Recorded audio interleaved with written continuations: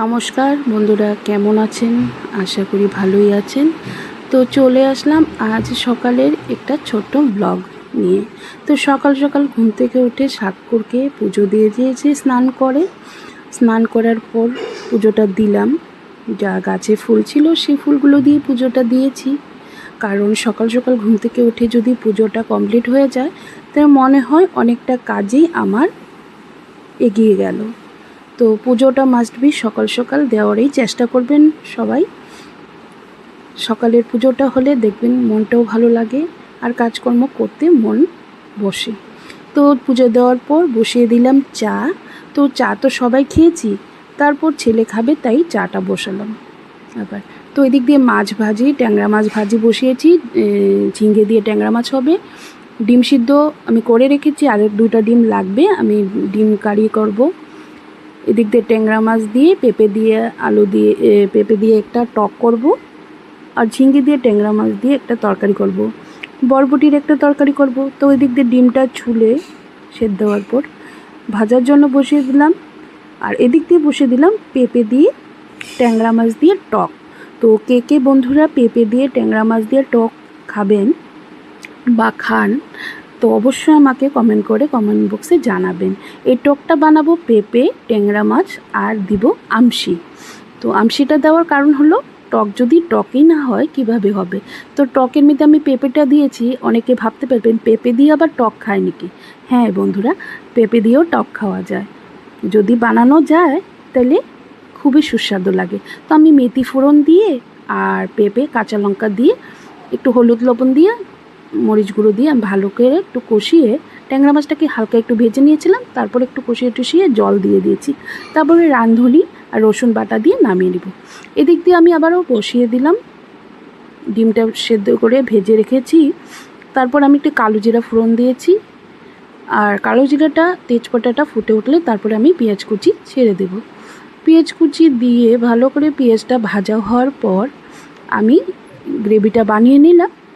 কারণ আমি একটা ব্লগে দেখাচ্ছি, তার জন্য পুরো রেসিপিটা দেখানো হচ্ছে না, তাই অল্প করে ছোট করে ভিডিওটা করলাম। তো ডিম কারিটা মোটামুটি হয়ে গেছে।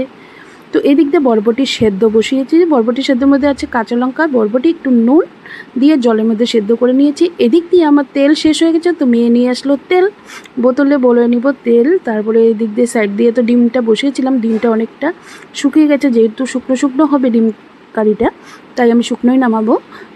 শুকনো ডিম কারিটা আমার মেয়ে খুব পছন্দ করে, আমিও পছন্দ করি। দেখুন তেল বেরিয়ে এসছে, এখন ডিমটা আমি নামিয়ে নিব।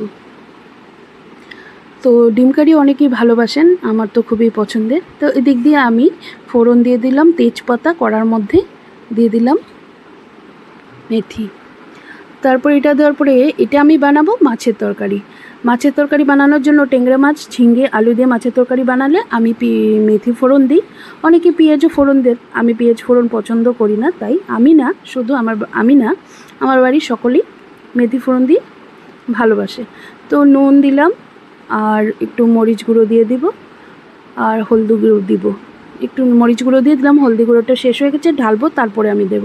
তো ঢেলে দিলাম ঝিঙে, আলু, এগুলো দিয়ে ভালো করে কষিয়ে তারপর আমি দিয়ে দিব একটু হলুদ গুঁড়ো। হলুদটা আমি ঢেলে রেখেছি, হলুদটা ছিল না কোটোতে, তাই আমি ঢেলে তারপরে দিলাম। তো ভালো করে নেড়েচেড়ে আমি ঢাকনা দিয়ে রেখে দেবো কিছুক্ষণ কষিয়ে। তারপর ঢাকনাটা খুলে যখন তরকারিটা মজে গেল, তারপর আমি দিয়ে দিলাম ট্যাংরা মাছ। কিছুক্ষণ ট্যাংরা মাছটা নেড়েচেড়ে দিয়ে দিলাম জল। হয়ে গেল আমার কমপ্লিট ঝিঙে তরকারি।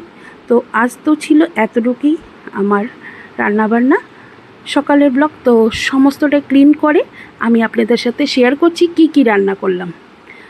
তো ভাতটা রান্না করলাম, রান্না করে তাড়াতাড়ি করে শাশুড়ি মাকে ভাত ডিম সিদ্ধ দিয়ে আমি একটু খেতে দিয়েছি ভাত, কারণ শাশুড়ি মা ওষুধ খাবে তাই।